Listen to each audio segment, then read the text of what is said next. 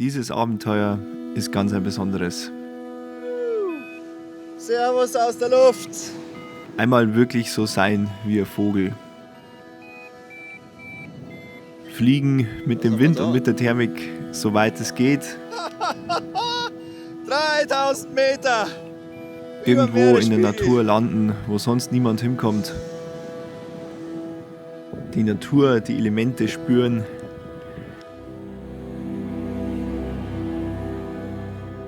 Was essen, was trinken, übernachten und am nächsten Tag weiterziehen.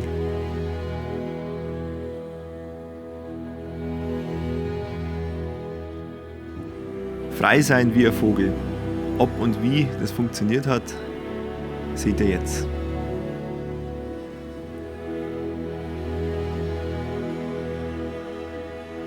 Leute, ich bin unterwegs. Ich mach's wie ein Vogel. Ich bin draußen, ich fliege bis es nicht mehr geht. Und dann fliege ich weiter. Ich bahne mir gerade meinen Weg mit dem Wind und schau, wohin ich komme. Es fühlt sich spannend an. Ich habe alles dabei, was ich brauche. Und los geht's jetzt. Die Berge werden langsam imposanter. Versuch Höhe zu machen und dann da die Ridge weiter zum Fliegen. Wolken schauen gut aus, es sind wenige, aber okay. Dann versucht da schön in der Thermik drin zu bleiben. Gut gegen den Wind vorhalten, aber jetzt so zwischen 17 und 20 km/h Wind, also es ist schon viel. Über 20 finde ich schon grenzwertig, weil es einfach alles verblasen ist, die Ls stärker werden. One way, okay. Zurück ist dann nochmal was anderes. Die Basis ist halt deutlich höher, also da wo ich jetzt bin, soll es eigentlich auch teilweise bis auf 3000 Meter fast gehen. Schauen wir mal.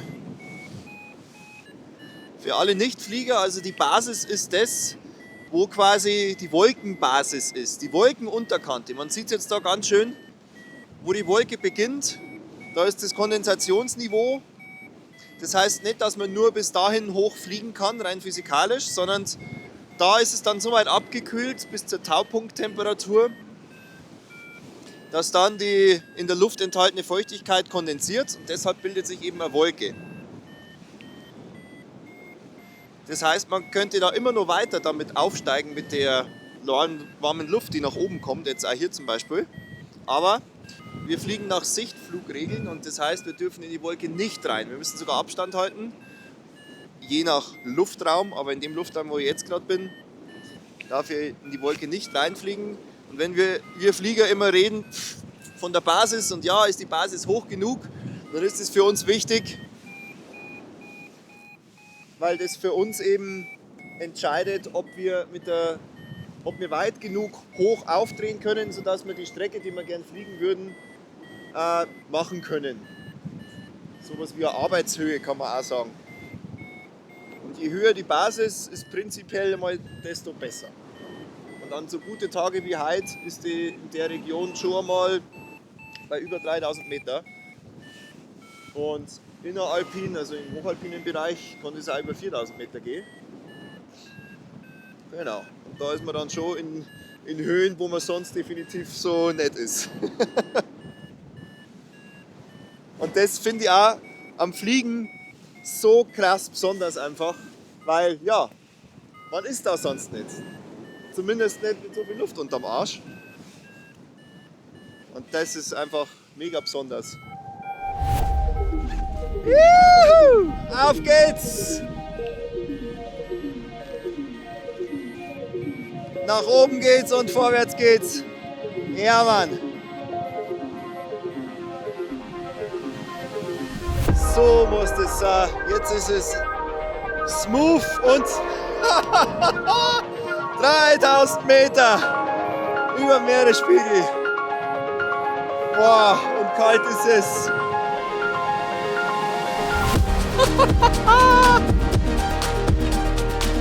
Boah.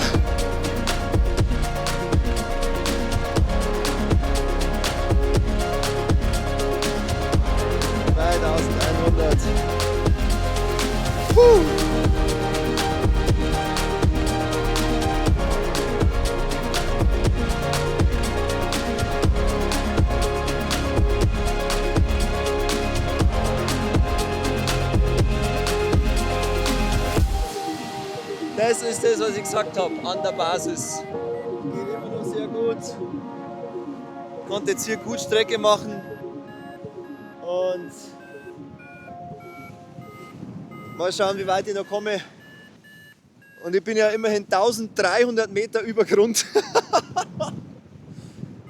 Boah.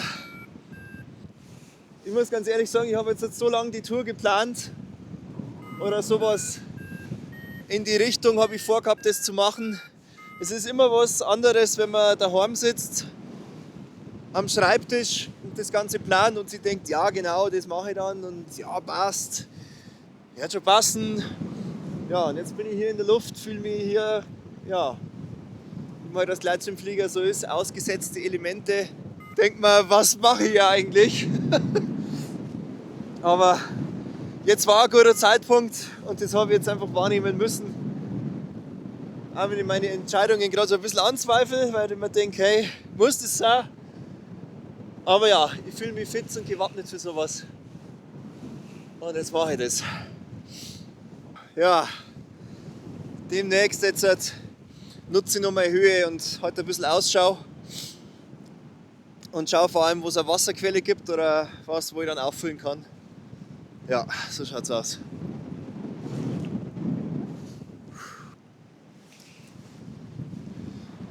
Ich denke, ich werde mir jetzt hier was suchen.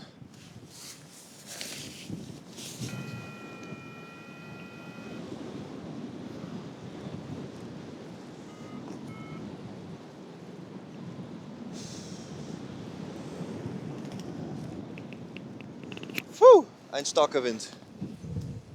So, lass mich hier gut runter. Jawohl. So, den Schirm schnell killen. Hier pfeift der Wind drüber. So, okay. Passt, aber ich habe Wasser, ich habe einen nassen Schuh. Der wird schon noch trocknen. Und ich bin gut gelandet. Passt. Bin gut gelandet. Und das ist ein schöner Spot. Ich habe Wasser, ich habe Schnee, also habe ich Wasser. Das ist sehr, sehr gut. Ich werde jetzt mal einpacken. Ja, und dann mich mal orientieren und schauen, was ich mache. Ich habe jetzt mal meinen Schirm eingepackt und alles vor dem starken Wind in Sicherheit gebracht. Das glaubt man nämlich gar nicht. Es geht schneller, als man denkt, dass einem da die ganzen Sachen wegweht. Aber ja, muss jetzt erstmal kurz klarkommen.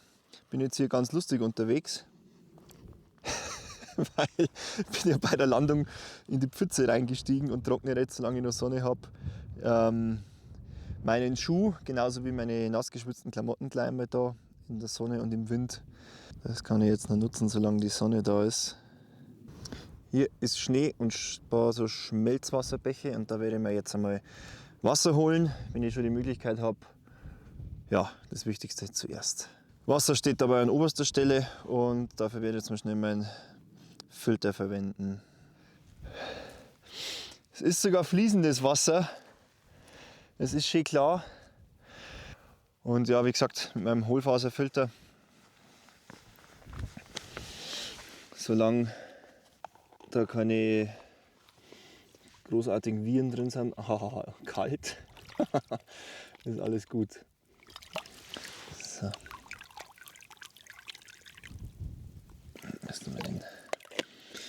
Der braucht immer, wenn er getrocknet ist, erst einmal, bis da wieder die volle Durchflussrate quasi hergestellt ist. Aber nicht lang.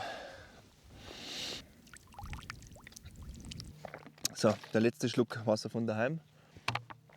Ab jetzt verwenden wir den. Ich mache das jetzt so, dass ich meine Flasche da wieder befülle, dann das nochmal befülle. Und dann habe ich gute 2 Liter. Und damit kann man schon was anfangen. Oh, passt. Mein Wasser ist wieder voll. Ich brauche jetzt nur eine ganz kleine Stärkung, weil ich möchte da die Gegend noch ein bisschen erkunden. 2 Stunden Sonne haben wir noch ungefähr. So, schnell ein ganz kleiner Snack.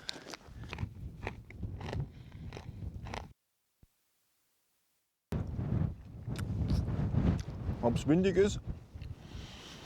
Wurde auf jeden Fall schon bemerkt. Da hinten haben gerade ein paar Murmeltiere rumgeschrien, so gepfiffen. Und haben sie gedacht, was macht denn der komische Flatterer da?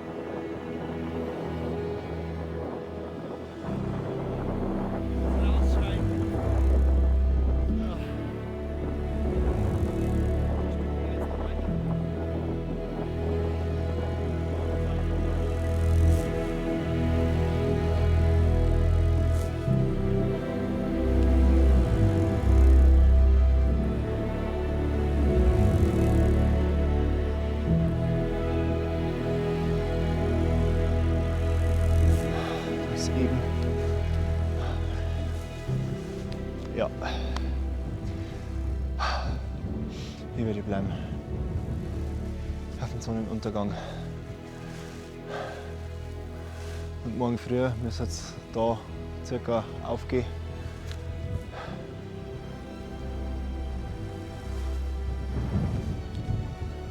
Ja, das macht man. Ja. Willkommen.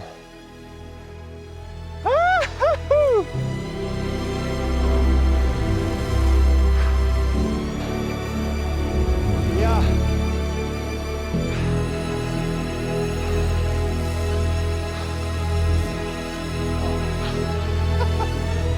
Oh, kalt ist es jetzt. Frisch. Erstmal aufwärmen und schauen, dass ich nicht zu sehr auskühle. Jetzt hier den Sonnenuntergang anschauen und was zum Essen machen. Genau. Heute habe ich mal wieder einen X-Boil dabei, einfach weil jetzt das Gewicht noch mal wichtiger war und das der leichteste Kocher ist, den ich habe. Das wäre jetzt gleich eine krasse, kitschige Stimmung.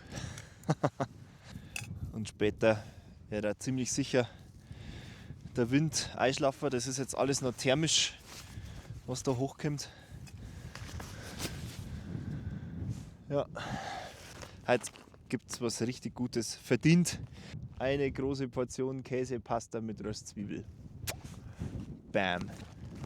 Okay, da brauchen wir 410 Milliliter.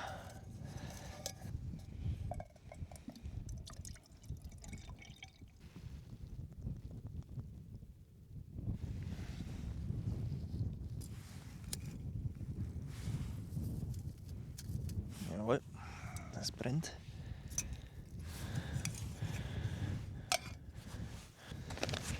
So, boah, ich freue mich da jetzt drauf. Ach ja. Kommt jetzt da rein.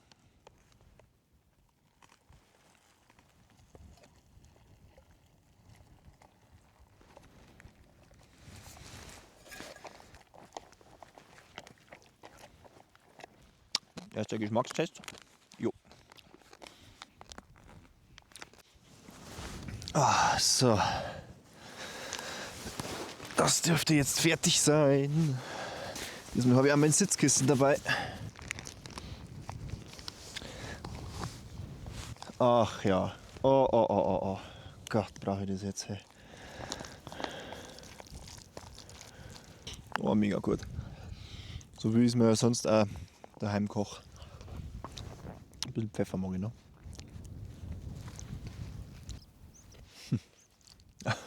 Ich kann es gar nicht fassen. Hey. Und weil es jetzt hier so schön ist, bleibe ich da. Boah, das ist unfassbar, wie das ausschaut.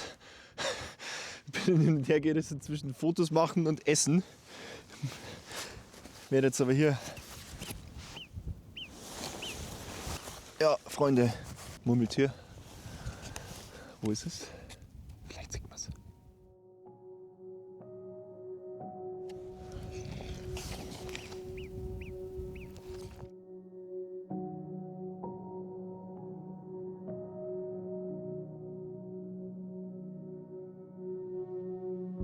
Krass!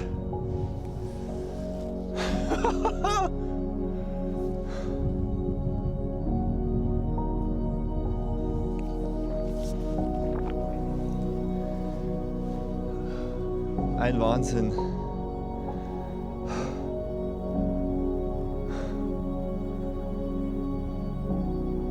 Schaut die riesig aus. Unser Stern.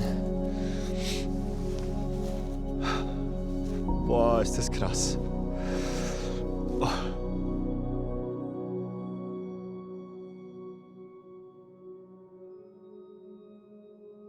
Ich habe mal einen sehr guten Spruch gelesen.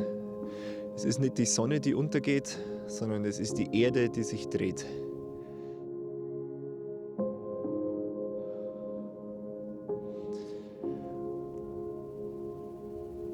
Boah, jetzt ist es weg. Boah, krass. Das ist immer so genial, wenn man wirklich das zack verschwinden sieht. Jo. Unfassbar.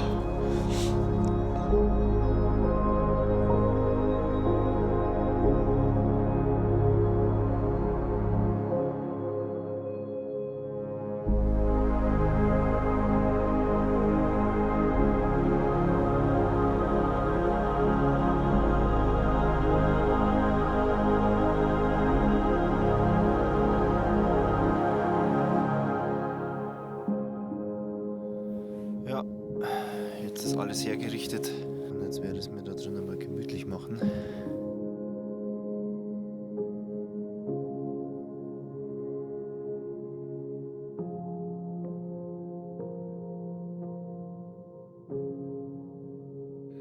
Ich werde mich da jetzt mal reinbegeben. Ich denke, es wird eine gute Nacht, habe ein gutes Gefühl. Und dann hören wir uns morgen früh. Gute Nacht.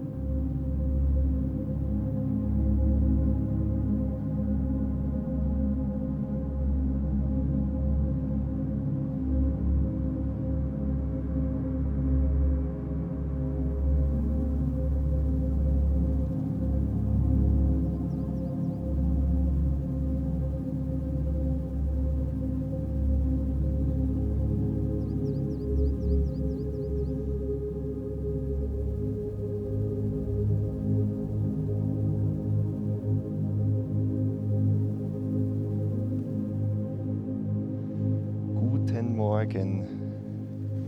Ja, ist es wirklich. Es war eine gute Nacht, es war total ruhig und man hört eigentlich, ja, wenn man so aus der Zivilisation draußen ist, fällt einem eigentlich erst einmal auf, was man alles hört oder eben nicht hört. Es war wirklich komplett ruhig. Jetzt pfeifen ein paar Vögel, die haben vor ein paar Stunden angefangen. Sonst gar nichts. Ganz in der Ferne hört man ganz leicht so einen Bach rauschen. Ab und zu habe ich mal so ein Geräusch gehört, das hat immer so brrr gemacht. Brrr. Und ich glaube, das war vielleicht irgendein Huhn oder so, was da rumgegangen ist. Keine Ahnung, was es da genau gibt. Aber jetzt nichts irgendwie, was irgendwie gruselig war oder so, sondern nee, es war überwiegend komplett ruhig. Da sind ein paar Gämsen, weiß nicht, ob man es sieht. Da habe ich gerade den Ruf gehört. Ein paar Sachen sind ein bisschen feucht, aber nicht schlimm. Ich glaube, das ist einfach meine eigene Transpiration gewesen. Das werde ich jetzt halt kurz raus tun. In der Sonne ist das gleich trocken und dann erst einmal abbauen und dann einen Kaffee trinken. Wie schön, gerade habe ich noch den Weitwanderer getroffen, den man da oben am Grat sieht. Der geht vom östlichsten Punkt Österreichs bis zum westlichsten über 1000 Kilometer. Ist jetzt schon 2 Wochen unterwegs. Nur mit Rucksack, Wanderutensilien, Hängematte, sagt er. Voll cool. Inspirierend. Ja, ich habe mir jetzt dazu entschlossen, gleich alles abzubauen und meine Wassertanks nochmal zum Füllen und mir einen schönen Spot zum Suchen für Kaffee und Frühstück. Und bin da wieder auf das schöne Schmelzwasserbächlein gestoßen. Und das ist doch perfekt. Ist schön. Jo.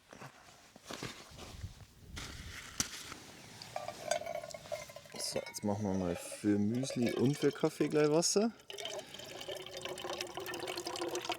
Das schaut okay aus.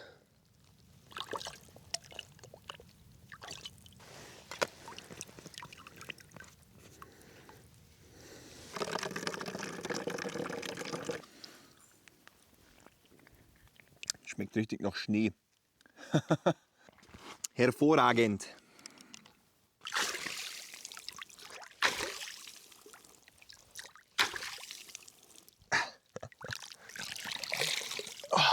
Boah, da wird man wach. Das kocht.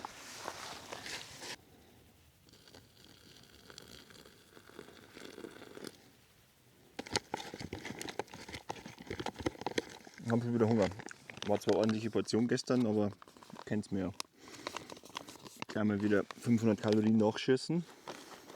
Und jetzt ist es auch soweit. Also es ist offensichtlich nicht kalt.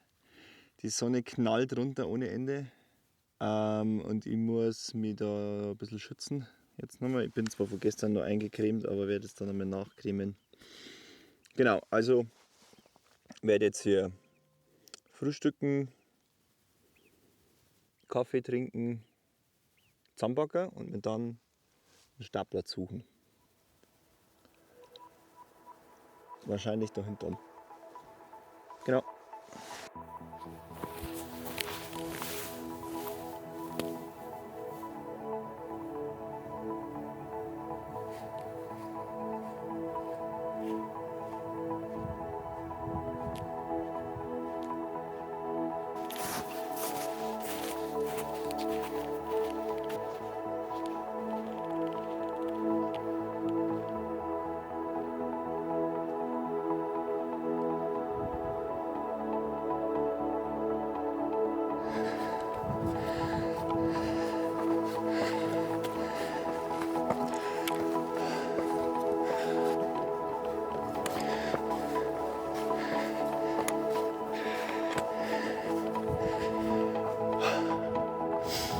Sehr schöner Weg. Wow, Wahnsinn.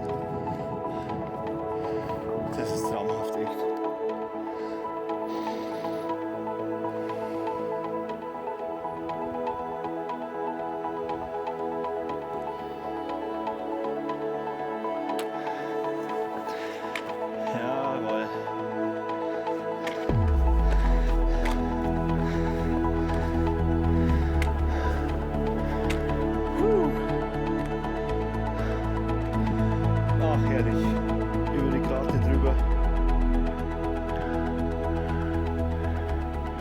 wir jetzt erst einmal den Wind ganz genau an und kommen jetzt einmal runter. Physisch. Ich habe mich jetzt noch ein bisschen mit Para-Waiting beschäftigt. Auch eine wichtige Disziplin, nämlich weil ja, ich möchte einfach jetzt so lange warten, bis die Thermik wirklich mich stabil hochbringt. Und die ersten sehr guten Anzeiger sind da schon die Cumuluswolken, die habe ich jetzt schon beobachtet. Das werden jetzt immer mehr und der erste Schirm ist auch schon in der Luft. Ja, aber ich beobachte jetzt natürlich und das war jetzt eins der ersten Geräusche wieder aus der Zivilisation, die ich gehört habe, lustigerweise von dem Gleitschirmflieger, der da oben dreht. Nämlich habe ich das Vario piepsen gehört und das ist doch ein super gutes Zeichen. Oh. Mir reicht es jetzt dann auch langsam wieder mit hier rumwandern. Es ist sehr, sehr heiß, die Sonne brennt runter. Und ja, ich werde mir jetzt halt hier wieder quasi konvertieren vom Fußgänger in einen Flieger. Mache jetzt wieder die Transformation gleich. Und dann warte ich einfach so lange, bis hier ja, ein guter Wind hochkommt, der sich gut anfühlt. Und dann gehe ich da ein paar Schritte raus und suche dann den nächstbesten Aufwind. Versuche Höhe zu machen. Wieder eben bis zur Basis, genau wie gestern eigentlich. Und mir dann von Thermikbad zu hangeln. So lange, bis ich sage, passt. So, nur ganz kurz zum Wetter. Also wir haben jetzt schon seit ein paar Tagen ein sehr stabiles Hochdruckgebiet. Das klingt jetzt langsam ein bisschen ab. Morgen kommt die erste Störung wieder rein, aber heute ist noch null Gewittergefahr. Also es ist noch ziemlich ausgeschlossen. Das ist immer, einerseits möchte man natürlich ein bisschen labile und thermisch aktive Luftmasse, damit man gut thermisch fliegen kann. Aber zu labil soll es auch nicht sein, weil der nächste Schritt ist nämlich, dass die Wolken zu massiv werden und dann irgendwann ja, den Niederschlag nicht mehr halten können und dann entweder regnen oder noch weiter Dynamik entwickeln und zum Gewitter werden. Dann ist das immer so eine Gratwanderung. Aber heute ist so, man sieht es halt an, die Wolken, die kondensieren so ein bisschen, dann fallen sie wieder in sich zusammen. Also da ist oben auch nochmal ein Deckel drauf. Das ist eigentlich zum Fliegen perfekt. Es dauert halt ein bisschen länger, bis das ganze System in Schwung gekommen ist. Und das kann ich aber abwarten. Also ich habe echt null Stress. Ja, und jetzt richte ich mich mal zusammen, ganz in Ruhe. Und dann geht es aber hoffentlich bald los. Ich freue mich nämlich schon.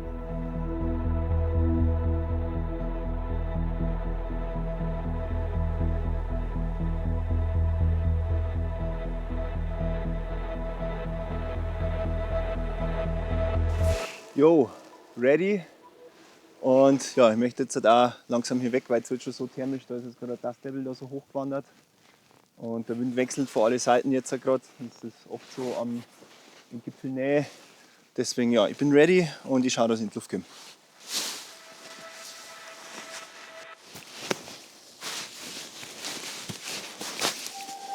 Ja, machen wir gleich. Wuhu!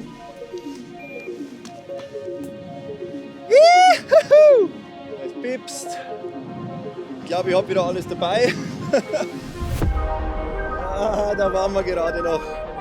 Und schon tut man sich wieder leichter. Das ist so genial. Wirklich, what a time to be alive. Danke.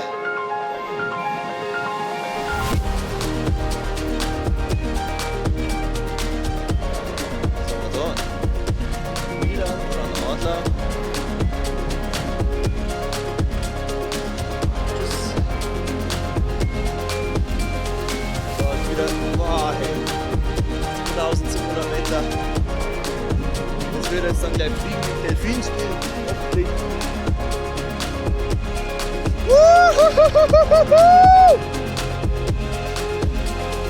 Freiheit! Ach Leute, es geht weiter. Krass, da meint man ist alleine da heroben. Nö, hallo.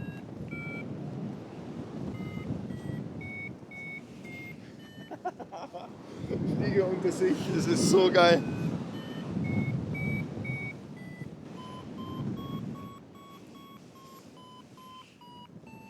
Boah, und wie das geht. gleich wieder 3000 Meter. Das um die Uhrzeit. Was machen wir jetzt, damit wir nicht zu weit da reinkommen? Trick Ohren. Ich verringere jetzt quasi meine Fläche. Dann steige ich nicht mehr so stark. Juhu! Ein Wahnsinn. Und die nächste schöne Wolke da vorne. Brutal. Haben wir Glück gehabt mit dem Wetter und der Urlaubsplanung. Boah. Freunde, das ist es. Jetzt geben wir Gas. Boah. Boah. Das ist so geil. Ich tippe auch auf mindestens 3 Meter. Das sind eher 4 Meter pro Sekunde, so wie das ausschaut.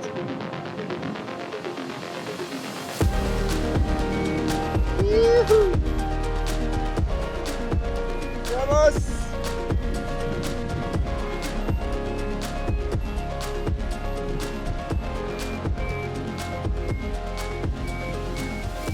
Ja, gehen wir weiter. Es reicht.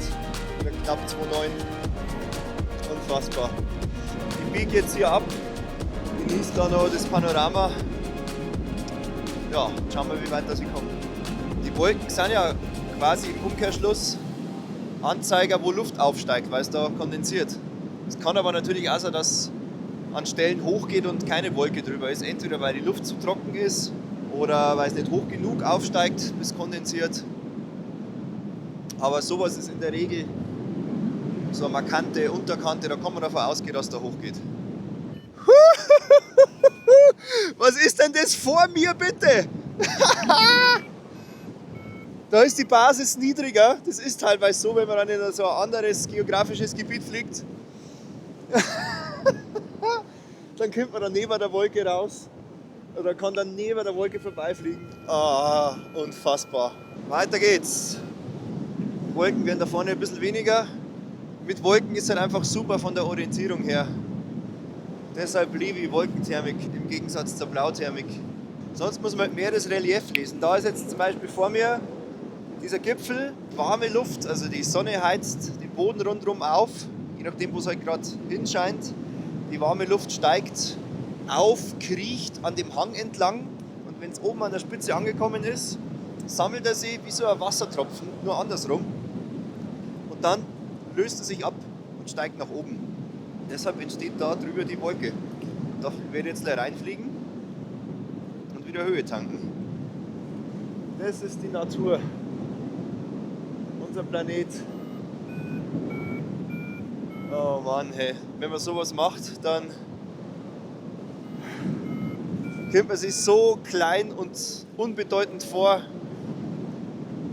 Wir sind da auf dieser Welt, wabern rum im Universum, werden beschienen von unserem Stern. Ja, haben nichts Besseres zu tun, wie dass wir das alles kaputt machen. Es tut einfach gut, mal draußen zum Sein. Ich kann es jedem nur raten, bei den ganzen schlechten Nachrichten, die man den ganzen Tag mitkriegt, einfach rausgehen, sich selber davon überzeugen, seinen Horizont erweitern und man wird sehen, es ist nicht alles so schlimm, es ist verdammt schön und die Leute sind nett und wir sollten viel mehr zusammenhalten und ja, und ich bin dankbar. Ja.